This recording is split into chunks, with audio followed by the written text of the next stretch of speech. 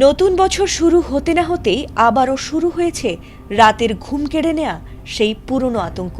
শীতের কুয়াশা মোড়ানো হিমেল ভোররাত, আর স্বাভাবিকভাবেই সবাই তখন মগ্ন গভীর ঘুমে। কিন্তু সেই আরামের ঘুম আবারও কেড়ে নিয়েছে ভূমিকম্প। তাও একবার নয়, পরপর দুবার ভোরের নিস্তব্ধতা ভেঙে কেঁপে উঠেছে গোটা সিলেট এলাকা। আর তাতে ভয়ে আতঙ্কে রাত পার করেছে নগরবাসী।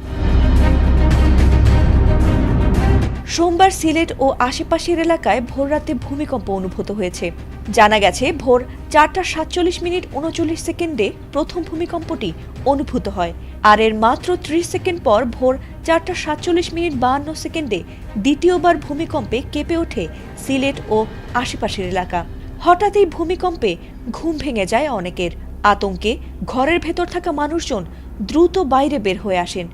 কেউ কেউ জানিয়েছেন হালকা দুলুনির মতো অনুভূতি হয়েছিল, আবার কারো কারো ঘরের জানলা, ফ্যান ও আসবাবপত্র কেঁপে উঠেছে এই ভূমিকম্পে। এই ভূমিকম্প কেবল বাংলাদেশই নয়, বরং ভারতের আসাম রাজ্যেও অনুভূত হয়েছে। পরপর দুইবার ভূমিকম্প সংঘটিত হওয়ার বিষয়টি নিশ্চিত করেছেন কানাডার সাসকাচুয়ান বিশ্ববিদ্যালয়ের আবহাওয়া ও জলবায়ু গবেষক মোস্তফা কামাল পলাশ।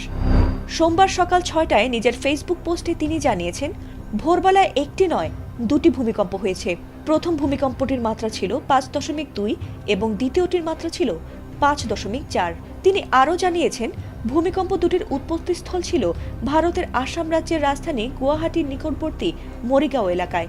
আমেরিকার ভূতাত্ত্বিক অধিদপ্তর থেকে প্রাপ্ত তথ্যানুযায়ী ভূমিকম্প দুটির উৎপত্তিস্থল ছিল ভূপৃষ্ঠ থেকে প্রায় 35 কিলোমিটার গভীরে, আর এ ভূমিকম্প দুটি মধ্যম মাত্রার ভূমিকম্প।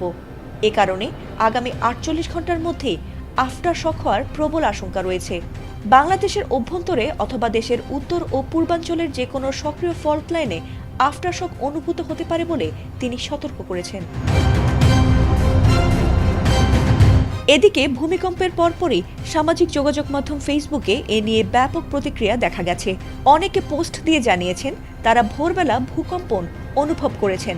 জানা গেছে, নগরীর জিন্দাবাজার উপশহর, আম্বরখানা, টিলাগড়, শাহপরান থানা এলাকা ছাড়াও দক্ষিণ সুরমা, জৈন্তাপুর ও কোম্পানিগঞ্জ উপজেলায়ও ভূমিকম্প অনুভূত হয়েছে।